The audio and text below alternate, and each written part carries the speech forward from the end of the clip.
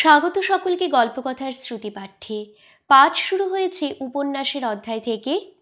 সতীনাথ ভাদুরী রচিত ঢোড়াই চরিত মানস। আজ থেকে কয়েকটি পর্ব চলবে ঢোড়াই চরিত মানস উপন্যাস থেকে পঞ্চায়েত কাণ্ড। পঞ্চায়েত কাণ্ডটি অনেকটা বড় হওয়ায় আমি পাঠের সুবিধার্থে কয়েকটি পর্বে আপনাদেরকে ভাগ করে শোনাবো। তবে প্রিয় শ্রোতা বন্ধুগণ, আর দেরি না করে আজকের পর্বের পাঠ শুরু করা যাক। পঞ্চায়েত কাণ্ড, দুখিয়ার মায়ের খেদ। অনেকে দুখিয়ার মা না বলে বলে বাবুলাল কা আদমি। স্থানীয় ভাষায় আদমি মানে হচ্ছে স্ত্রী। কথাটা খুবই ভালো লাগে দুখিয়ার মার, বিশেষ করে যখনই আপিসের উর্দি পাগড়ি পরা বাবুলালের চেহারা তার মনে আসে। এমন মানাই এ পোশাকে বাবুলালকে। বুধনিভাবে পাড়ার সকলে হিংসে ফেটে পড়ছে। দুখিয়ার মাকে রোজগার করতে হয় না বলে সত্যিই পাড়ার মেয়েরা তাকে হিংসে করে। এত লোকের বিষের নজর এড়িয়ে দুখিয়াটা বাঁচলে হয়। বড় হলে সেও আবার উর্দি পাগড়ি পরে বাবার জায়গায় কাজ করবে। ও কাজ কি সোজা ইজ্জত? দুখিয়ার মা বাবুলালের কাছে শুনেছে যে চেয়ারম্যান সাহেবের ঘরে, না, চেয়ারম্যান সাহেব বললে আবার আজকাল বাবুলাল চটে। আজকাল বলতে হবে রায় বাহাদুরের ঘণ্টায় ঘণ্টায় নাম বদলালে আর মনে না থাকার দোষ কি। যে রায় বাহাদুরের ঘরে ঠিকেদার সাহেবরা গুরুজিরা পর্যন্ত ঢুকতে পায় না, সেখানে বাবুলালের অবারিত দ্বার। গর্বে দুখিয়ার মার বুক ফুলে ওঠে। আজ সে আপিস ফেরত বাবুলালকে ভালো করে খাওয়াবে, তাই সে তাল গুলতে বসে। তার ভিতর গুড় আর নুনের জল দিয়ে সে বরফি করবে। রায়বাহাদুরের ড্রাইভারই কত বড় লোক, না হলে কি আর তার বইয়ের ছেলে হওয়ার সময় বাবুলাল চাপরাশি রাত দুপুরে চামারনি ডাকতে ছোটে? ড্রাইভার সাহেবই তো ধুনুয়া মাহাতোর সমান অক্তিয়ারের লোক, অর্থাৎ অধিকার। সেই ড্রাইভার সাহেবকেও চাকর রাখে রায়বাহাদুর। এত বড় লোকটিকে বড় দেখতে ইচ্ছা করে একবার দুখিয়ার মার। কত কথা সে শুনেছে তার সম্বন্ধে বাবুলালের কাছ থেকে। যেই ঘন্টিতে হাত দেবে অমনি বাবুলাল চাপরাশিকে সঙ্গে সঙ্গে বলতে হবে, হুজুর, আজব দুনিয়াটা। বড়র উপরও বড় আছে, রায়বাহাদুরের উপরেও আছে দারোগা, কল স্টোর। ঢোড়াইয়ের বাপের কথা হঠাৎ বুধনির মনে পড়ে। সেই ঢোড়াই যেবার হয় সেইবার কল স্টোর দেখে এসেছিল। বাবুলালের মতো এত ইজ্জতদার আদমি ছিল না বটে, কিন্তু ছিল বড় ভালো মানুষ। এখানে ইজ্জতদার আদমি বলতে সম্মানিত লোককে বোঝানো হয়েছে। এক রত্তি ঢোড়াইকে কোলে নিয়ে দোলাতে দোলাতে সুর করে গাইতো, বকরহাট্টা বড়দ বাট্টা সোজা পাট্টা। সে আর আজ কদিনের কথা, তবু সেসব ঝাপসা মনে পড়ার দাগগুলো পর্যন্ত একরকম মুছে গিয়াছে। অনুতাপ নয়, তবু কোথায় যেন একটু কি খচখচ করে বেঁধে। খাবারের লোভে দু একজন করে দুখিয়ার বন্ধুরা এসে জড়ো হয়। সকলেই এক একটা তালের আঁটি চুষছে। কার তালের দাড়ি কত বড় তাই নিয়ে ঝগড়া জমে উঠেছে, কিন্তু নজর সকলেরই রয়েছে দুখিয়ার মার দিকে। নে দুখিয়া, নে, তোরা সকলে আয়, একটু একটু নে, যা এখন ভাগ জলদি। এক দণ্ড নিশ্চিন্দি নেই এদের জ্বালায়। পাড়াশুদ্ধ শোয়ারের পালের মতো ছেলেপিলেকে দুখিয়ার মা তালের মিঠাই খাওয়ালো। কিন্তু ঢোড়াইয়ের কথা তার আজ বড্ড বেশি করে মনে পড়ছে। অনেক দিনের পর, বহুদিন তার খোঁজ খবরও করা হয়নি। পথে ঘাটে মধ্যে মধ্যে দেখা হয়। ছোড়া পাশ কাটিয়ে চলে যাওয়ার চেষ্টা করে। যাক, ছোড়া ভালো থাকলেই হলো। গোসাই থানের মাটির কল্যাণে আর বাবার আশীর্বাদে ছেলেটা বেঁচে বর্তে থাকলেই হলো। সে আর ও ছেলের কাছ থেকে কি চায়? অনেক দিন ছেলেটাকে কিছু খাওয়ানো হয়নি। বাড়িতে ডেকে পাঠালেও আসবে কি না কে জানে। দুখিয়ার মা একখান কচু পাতায় করে খান কয়েক তালের বরফি নিয়ে গোসাই থানে যাবে বলে বেরোয়। সে ছোঁড়া কি আর গোসাই থানে আছে? হয়তো মুখ পোড়া ধাঙর ছেলেগুলোর সঙ্গে পাক্কিতে বিসারিয়া থেকে যে নতুন লরি খুলেছে তাই দেখতে গিয়েছে। এখানে লরি অর্থাৎ মোটর বাস। লরি আসবার সময় ওরা রাস্তার ধুলো উড়িয়ে না হয় রাস্তার উপর গাছের ডাল ফেলে পালিয়ে আসে। একদিন ধরবে তালে মহলদার রোড সরকার, তো মজা টের পাইয়ে দেবে। ঢোড়াই এখন কত বড় হয়ে উঠেছে, কেমন সুন্দর স্বাস্থ্য। ওই তাল মহলদার ডিস্টি বোর্ডের রোড সরকার, যার নাম করে বাবুলাল পাক্কারি পাকা অংশটির উপর দিয়ে গরুর গাড়ি যেতে দেখলে গাড়োয়ানের কাছ থেকে পয়সা আদায় করে তারপর দুজনে আধা আধি ভাগ করে নেয়। সেই তালে মহলদার একদিন ঢোড়াইকে দেখে ধাঙরদের ছেলে বলে ভেবেছিল। ভুল ধরিয়ে দিলে বলেছিল যে, এমন পাঠা জোয়ান তো তাতমার ছেলে হয় না। লোকটা অন্ধ নাকি? ঢোড়াইয়ের রং ধাঙরদের মতো কালো নাকি? সাময়ের মতো ফর্সা না হলেও আখার মতো কালো তো না। মকসুদুন বাবুর রঙের সঙ্গে ওর রঙের মিল থাকতেও পারে, বলা যায় না। ওই তো বারভেরেন্ডা গাছের ফাঁক দিয়ে বৌকা বাবার কুড়ে দেখা যাচ্ছে গোসাই থানে। মরো মাহাতোর ছাগল কিনা, তাই সাধারণ লোক দেখে আর পথ থেকে সরবার নাম নেই। হট হাট! আরে কোথায় চললি দখিয়ার মা? এই একটু ওদিক কাজ আছে। এতদিনের অনভ্যাসের পর ঢোড়াইয়ের কাছে যাচ্ছি বলতে সংকোচ লাগে লোকের কাছে। আজ আর কেউ তাকে ঢোড়াইয়ের মা বলে ডাকে না, অথচ ঢোড়াই হচ্ছে প্রথম ছেলে। তার দাবি সবার উপর। সেই প্রথম ছেলে হওয়ার আগের ভয় আনন্দ, বুড়ো নুনুলাল মাহাতোর বইয়ের আদর যত্ন, বকুনি, কত নতুন অনুভূতি আকাঙ্ক্ষা মেশানো ঢোড়াইয়ের পৃথিবীতে আসার সঙ্গে। সব সেই পুরনো অস্পষ্ট স্মৃতিগুলোর হালকা ছোঁয়াচ লাগছে মনে। না, ওই তো দেখা যাচ্ছে ঢোড়াইকে বাওয়ার লোটা মারছে। আজ ভাগ্যি ভালো, বাবা আজ তাকে দুপুরে বেরোতে দেয়নি দেখছি। কিন্তু এ ভিক্ষে করে আর কতকাল চলবে? এই বাবার দর্শন করতে এলাম বলে দুখিয়ার মা গোসাই থানের মাটির বেদিটিকে প্রণাম করে। তারপর বাবাকে বলে পড়ার নাম। বাবা আগেই আর চোখে তার হাতের কচুপাতার মোড়কটা দেখে নিয়েছে। দুখিয়ার মা যে ঢোড়াইয়ের কাছে এসেছে সে কথা প্রকাশ করতে চায় না। ঢোড়াইও তার দিকে না তাকিয়ে এক মনে নিজের কাজ করে যায়। লোটা মাঝে বাওয়ার ত্রিশূল চিমটে ছাই দিয়ে ঘষে ঝকঝকে পরিষ্কার করে রাখে। তার কাজের আর শেষ নেই। একবার যখন ধরা পড়েছে, এখন গাছতলাটা ঝাঁট দেওয়ার আগে আর বাওয়ার হাত থেকে নিস্তার নেই। তারপর আবার কোনো কাজ বাওয়ার মনে পড়বে ঠিক নেই। দুখিয়ার মাটা আবার এই অসময় কোথা থেকে এসে জমিয়ে বসলো? কি গল্পই করতে পারে এই মেয়ে জাতটা। ধনুয়া মাহাতোর একদিনের কথা ঢোড়াইয়ের বেশ মনে আছে। ধনুয়া তার স্ত্রীকে বকছিল, কাজের মধ্যে তো ঘাস ছেলা আর উনুনের পাশে বসে লবর লবর বকা। চাবুকের উপর রাখতে পারলে তবে তোদের জাতের চাল বেগড়োয় না। মাহাতো গিন্নি গিয়েছিল মাহাতোর দিকে এগিয়ে, রামজি মোচটা দিয়েছেন বলে যা ইচ্ছে তাই বলে যাবে নাকি? চাবুক, মরদ চাবুক দেখাতে এসেছো? এসো না দেখি। ধনুয়া মাহাতোর সেই দিনের কথা ঢোড়াইয়ের খুব মনে ধরেছিল।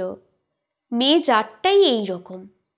কি রকম তা সে এখনো ঠিক বুঝতে পারে না, তবে খারাপ নিশ্চয়ই।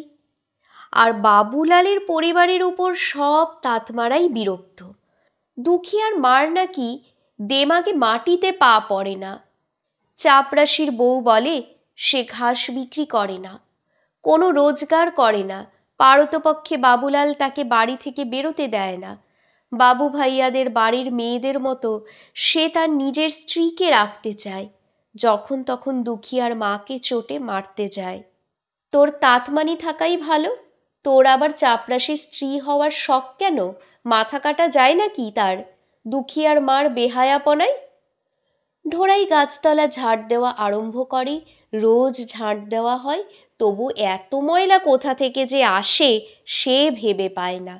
পাড়ার যত ছাগলের আড্ডা বর্ষাকালে এই গাছতলায়। চেয়ারম্যান সাহেবের ড্রাইভারের সামনে বাবুলাল চাপরাশি চুপচাপ চোরের মতো থাকে, আর বাবুলালের স্ত্রী গোসাই থানে প্রণাম করতে এসেও চুপ করে থাকতে পারে না। গোসাই উপর থেকে সব দেখছেন। হঠাৎ দুখিয়ার মার গলা কানে আসে, আপনারা সাধু সন্ন্যাসী মানুষ, আপনারা ভিক্ষে করেন সে এক কথা, কিন্তু সঙ্গে সঙ্গে ছেলেটাও কি সারা জীবন ভিক্ষে করে জীবন কাটাবে? ও ছেলে কি কোনোদিন আপনার চেলা হতে পারবে? কিরিস্তান ধাঙরদের সঙ্গে আলাপ, না আছে কথার ঢং, না আছে মনের ঠিকানা। উনি আবার হবেন সাধু বাবা। অন্য ঘরের ছেলে হলে এতদিন একটা রোজগারের ধান্দা দেখে নিত। বয়স তো কম হলো না? ওর বয়সী ঘোতাই গুদর তো ঘরামির কাজে বেরোনো আরম্ভ করেছে। আপনি বাবা ছেলেটার মাথা খেলেন। ঢোড়াইয়ের কান সারা হয়ে উঠেছে। বাবার মুখের উপর এত বড় কথা! বলেন তো চাপরাশি সাহেবকে বলে ঢোড়াইকে ডিস্টি বোর্ডের পাংখা টানার কাজে বহাল করিয়ে দিতে পারি। বছরে 4 মাস কাজ, 8 টাকা করে পাবে। তার মধ্যে থেকে 2 টাকা করে বহালির জন্য চাপরাশি সাহেবকে দিতে হবে। বাকি টাকা তোমার হাতে এনে দেবে। বছরের মধ্যে বাকি 8 মাস কেরানিবাবুর বাড়ি কাজ করবে, তার ছেলে মেয়ে রাখবে। ওজোর না থাকে তো বাবা বলুন? কত লোক এ নিয়ে চাপরাশি সাহেবের কাছে ঘোরাঘুরি করছে। ঢোড়াই লক্ষ্য করে যে বাবার মুখ চোখ রাগে লাল হয়ে উঠেছে। ঢোড়াই আর বাবার চোখাচোখি হয়ে যায়। দুজনেরই স্বস্তির নিঃশ্বাস পড়ে। প্রস্তাবটি কারো মনঃপূত নয়। বাবা ভাবে ঢোড়াই করতে যাবে চাকরি, পরের ছেলেকে আপন করে নিলাম কিসের জন্য? ওর জন্য এত কষ্ট সইলাম কেন? আর ঢোড়াই ভাবে শেষকালে বাবুলালের খোসামত করে দিন কাটাতে হবে, তার দয়ার রোজগার। এও রামজি কপালে লিখেছিলেন। বাবার সেবা করে বেশ তো তার দিন কেটে যাচ্ছে। দুখিয়ারা মাটা বুকের উপর মুগের দানা রগড়াচ্ছে এর জন্যে, অর্থাৎ পাকা ধানে মই দেওয়া অর্থে ব্যবহৃত। সকলেই তাকে ভিক্ষের কথা নিয়ে খোঁচা দেয়। বাবুলালের পরিবারেরও এই কথা নিয়ে দুর্ভাবনার শেষ নেই। অন্তরের থেকে সকলেই তাদের ভিখিরি ছাড়া আর অন্য কিছু মনে করে না। বাবা ভাবে দরদ, এতদিনে মায়ের দরদ উছলে উঠল। সে আংটা লাগানো ত্রিশূলটা দুখিয়ার মার সম্মুখে মাটিতে 3 বার ঠোকে, তারপর 3 বার মাথা নাড়ে। না না না, অপমানে দুখিয়ার মার চোখে জল এসে যায়। সে কচু পাতায় মোড়া বরফি ফেলে ওঠে পড়ে। কার জন্যে এত ভেবে মরি? কার জন্যে তালের বরফিগুলো এনেছিল সে কথা আর বলা হয় না। সে চলে গেলে বাবা একটু অপ্রস্তুত হয়ে ঢোড়াইয়ের দিকে তাকায়। ঢোড়াই হঠাৎ কচু পাতার ঠোঙাটি তুলে নিয়ে দূরে ঝোপের দিকে ছুঁড়ে ফেলে দেয়। ঝোপের নিচের ভাদ্রের ভরা নালায় একটা ব্যাঙ লাফিয়ে পড়ে। ভিক দিতে এসেছেন ভিক? তোর দেওয়া ভিক যে খায় তার বাপের ঠিক নেই? ডিস্টি বোর্ডের পয়সা দেখাতে এসেছেন? অমন খাবারের আমি। তারপর ঢোড়াই আর বাবা চুপ করে মুখোমুখি বসে থাকে। একই বেদনায় দুটো মন মিলে এক হয়ে যায়। ঢোড়াইয়ের যুদ্ধ ঘোষণা। পরের দিন ভোরে উঠেই ঢোড়াই যায় ধাঙরটুলিতে শনিচড়ার কাছে। এত ভোরে তাকে দেখে শনিচড়া অবাক হয়ে যায়। কি রে, সব ভালো তো? ভালো আবার মন্দ? আমি পাক্কি মেরামতির দলে কাজ করতে চাই, আমাকে ভর্তি করে নেবে? শনিচারা প্রথমে বিশ্বাস করতে চায় না, তারপর হো হো করে হেসে ওঠে। এতদিন তাহলে তাতমাদের বুদ্ধি খুলেছে। গয়লার 60 বছরে আর তাতমার 70 বছরে বুদ্ধি খোলে। আরে এত ইয়ারি শুকরা আকলু বিশ্বা বরকা শুদ্ধ, শোন শোন, শুনে যা খুশখাবরি। মজার খবর, ময়নার বাচ্চার চোখ ফুটেছে। সকলে এসে জড়ো হয়, হাসি মশকরার মধ্যে মেয়েরাও এসে যোগ দেয়। এতদিনে তাতমারা বেলদার হয়ে গেল। আরে বাবা, করবি তো মজুরি, যেখানে পয়সা পাবি সেখানে কাজ করবি, তার মধ্যে আবার বাজ বিচার। শুক্রা বাধা দিয়ে বলে, তাই বলে নিজের মান ইজ্জত নেই? পয়সা পেলেই ম্যাথর ডোমের কাজও করতে হবে নাকি? এতবারই শুক্রাকে ঠান্ডা করে, কোথায় মেথডের কাজ, কোথায় মাটি কাটার কাজ, কালে কালে কিন্তু সকলের ফুটানি ভাঙবে। দেখো, অত বড় গেরস্থ জয়শ্রী চৌধুরী, বনেদি ব্রাহ্মণ পরিবার, পাড়াশুদ্ধ লোকের সম্মুখে হাল চালিয়েছে। জাতের মাথা দাড় ভাঙ্গাবাজ পর্যন্ত এর বিরুদ্ধে টু শব্দটি করেননি। একে শখের হাল চালানো ভাবিস না। দিন আসছে চন্দ্রচূড় ঝা, একতাল ফুটানি ছাঁটো তো, যে সে গরুর গাড়িতে চড়ে না। সেদিন দেখি কামাখ্যা থানের মেলায় গরুর গাড়ি থেকে নামছে, লোটাতে করে জন্মানো পয়সা ঘরের মেঝেতে পোঁতা থাকলে তবেই বিবিকে কাজ করতে বারণ করা যায়। এসব তো অনেক হলো। এখন বেটা, তুই বল, তুই যে রাস্তা মেরামতির কাজ করবি, পাড়ার মাহাতো নায়েবদের জিজ্ঞাসা করেছিস তারা কি আমায় খেতে দেয়? জিজ্ঞাসা করতে যাব কেন? আর জিজ্ঞাসা করলে জানাই আছে যে তারা মাটি কাটার কাজ করতে দেবে না। দেখিস না পঞ্চায়েত তোর কি করে। নখে বেলদার কবে পশ্চিম থেকে এসে এক 20 বছরের উপর এই এলাকায় আছে, তাকে কি তোর জাত ভাইয়া মানুষ বলে ভাবে? সে বেচারা রোজ কাজ করার সময় এই নিয়ে দুঃখ করে। সেই দিন থেকেই ঢোড়াই কোশি শিলিগুড়ি রোডের 21 থেকে 25 মাইলের গ্যাংয়ে বহাল হয়। সব ধাঙররা তাকে ঠাট্টা করে বলে যে তোকে এবার থেকে বাচ্চা বেলদার বলবো। শুক্রা ধাঙর তার বাড়ির মাইজির কাছ থেকে মাইনের থেকে 1 টাকা আগাম নেয়। তার সনবেটার কোদাল কিনবার জন্য বড় এতোয়ারি ধাঙরের দল নিয়ে বেরোয় বকরহাট্টার মাঠের থেকে ময়নার ডাল বাজতে, বাচ্চা বেলদারের কোদালের বাঁটের জন্য। বাঁশঝাড়ের মধ্য দিয়ে ফিরবার সময় ঢোড়াইয়ের দেখা হয় ধাঙরটুলির ডাইনি বুড়ি আকলুর মার সঙ্গে।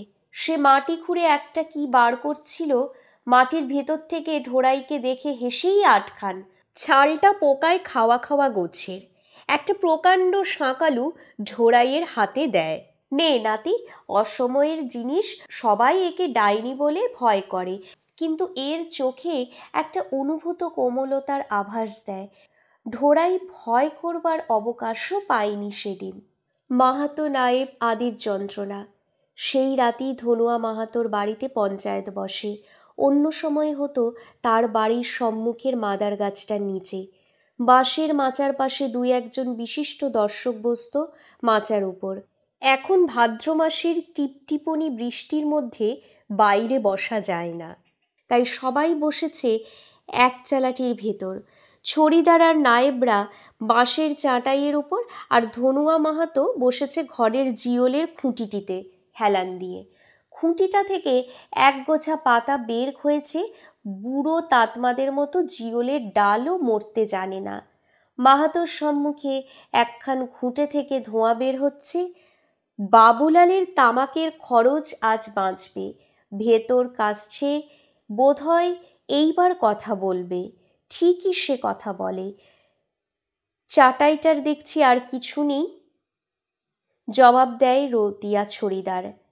বাবুদের বাড়ি থেকে যে বাঁশের টুকরোগুলো নিয়ে আসে, সেগুলো তো পঞ্চায়েতের পাওয়ার কথা। চিরকাল তাই হয়ে এসেছে নুনুলাল মাহাতোর সময়। সেখান থেকে আনা ঔজার আর ঘাস দড়ি হবে যে আনবে তার, আর বাঁশ আনলে অর্ধেক হবে পঞ্চায়েতের। এই ছিল চিরকালের নিয়ম। কেউ দিয়েছে 2 বছরের মধ্যে, সে চাটাই নতুন থাকবে। সকলেই দোষী, কেউ আর কথাটা বাড়াতে চায় না। লাল্লু বাইরের অন্ধকারের দিকে তাকিয়ে আরম্ভ করে, কেবল টিপটিপনি বৃষ্টি এবছর। আরে হবি তো জোরে হ, এ জলে আর কে চালের খাপড়া বদলাবে, অথচ ব্যাঙের ডাকের কামাই নেই। বাসুরা বলে, হয় একদিন 33 সালের মতো জল, তিসুর সাল বলতে গত বছরের আগের বছরকে বোঝানো হয়েছে। এক বৃষ্টিতে সেবার মরণাধারের কাঠের পুল ডুবে গিয়েছিল। বাবু ভাইয়াদের সে কি দৌড়োদৌড়ি তাতমাটুলিতে সেদিন, অমন আর কখনো দেখিনি। মাহাতো সেইবার খুব হিম্মত দেখিয়েছিল বাবু ভাইয়াদের কাছে। মাহাতো এই প্রশংসায় খুশি হয়ে সলজ্জ হাসির সঙ্গে বলে, বৃষ্টিতে যে কতদিন বাড়িতে বসে থাকি সেটা দেখবে না, এক আনা বেশি চাইলেই চালার মাপের হিসেব দেখাবে। মৌকা পেলে বাবু ভাইয়াদের কাছ থেকে চুটিয়ে নেব, ছাড়াছাড়ি নেই আমার কাছে। খাই তো গেহু নহি তো এহু, অর্থাৎ খাই তো গম, না হলে কিছুই খাই না। মারি তো গন্ডার লুটি তো ভাণ্ডার, এই অর্থে। মাহাতোর হুঁকোটা হাতে নিয়ে সোজা হয়ে বসে, স্ত্রীকে বলে, গুদর মাই গুদরের মা, বাইরের শুকনো ঘাসগুলো তুলিসনি তো? কি যে তোদের আক্কেল তা বুঝি না, যেমন মা তার তেমনি ছেলে, আবার খাটাসের মতো তাকাচ্ছিস কি? ওগুলো পচে গেলে যাবে। হরনন্দন মোক্তারের বাড়িতে কাজ করার দিন এনেছিলাম, আজও সেই পড়ে রয়েছে। কত ধানে কত চাল তা তো আর বুঝিস না। আমাদের কাজ শেষ হওয়ার সময় তারা লোক রেখে দেয় পাহারায়, সেইগুলোকে ভেজাচ্ছিস ও ঘাসে উই লাগাতে কদিন। গতবার ঠিকেদার বাবুর বাড়িতে কাজ করবার সময় এনেছিলাম উপর করে, এই এত বড় দা 3 পোয়া ওজন হবে, সেটাকেও হারিয়েছি ওই মায়ে বেটায় মিলে। করে নে ফুটানি। যে কটা দিন এই মাহাতো বেঁচে আছে, পরমাত্মা কি পদার্থ দিয়ে যে আজকালকার ছেলেদের গড়েছে, এই দেখো না ওই ঢোঁড়াইটার কাণ্ড। পয়সপলি অহি অতি অনুরাগা, হো হি নিরামিষ কবহু কি কাগা। উনি আবার গলায় তুলসীর মালা নিয়ে সাধু বাবাজি হবেন। সকলে এই বিষয়টারই প্রতীক্ষা করছিল এতক্ষণ থেকে, আজ আর ছাড়াছাড়ি নেই। বাওয়ার ছেলে হয়েছেন তো মাথা কিনেছেন। পঞ্চয়ের কথায় খেলাপ গিয়েছে অতটুকুনি ছোঁড়া হারামজাদা। আজকের পঞ্চায়েতি থেকে মাহাতো নায়েব ছড়িদার কারো 1 পয়সা রোজগার নেই।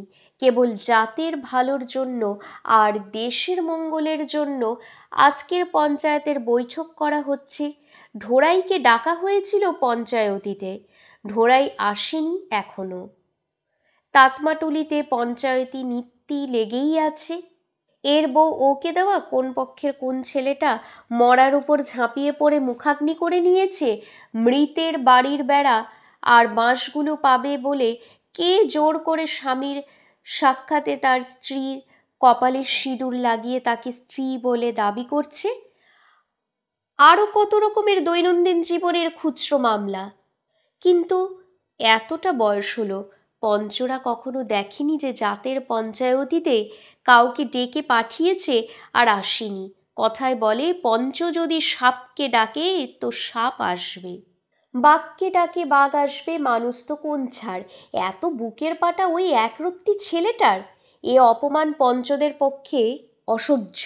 সব আসামি তাতমাটুলির পঞ্চায়েতিতে আসতে ভয় পায়। শাস্তির প্রথম দফা পঞ্চায়েতের বৈঠকের মধ্যেই হয়ে যায়। মোটামুটি ফায়সালা হওয়ার সঙ্গে সঙ্গেই আসামির উপর চড়চাপড় পড়তে আরম্ভ করে। এগুলো ছিল আসল শাস্তির ফাউ। এই উপরি পাওনার পর অন্তিম রায় বেরোয়। জরিমানা, গাধার পিঠে চড়ানো, ভোজ, খেলা নয় ভাতকা ভোজ, আরও কত কি। এখানে ভাতকা ভোজ বলতে বোঝানো হয়েছে অন্য শুকনো জিনিসের ভোজে খরচ কম পড়ে। ছোটবেলা থেকে ঢোড়াই এসব কত দেখেছে। পুরন তাতমাকে সেবার অর্ধেক গোঁফ কামিয়ে একটা বড় রামছাগলের পিঠে বসানো হয়।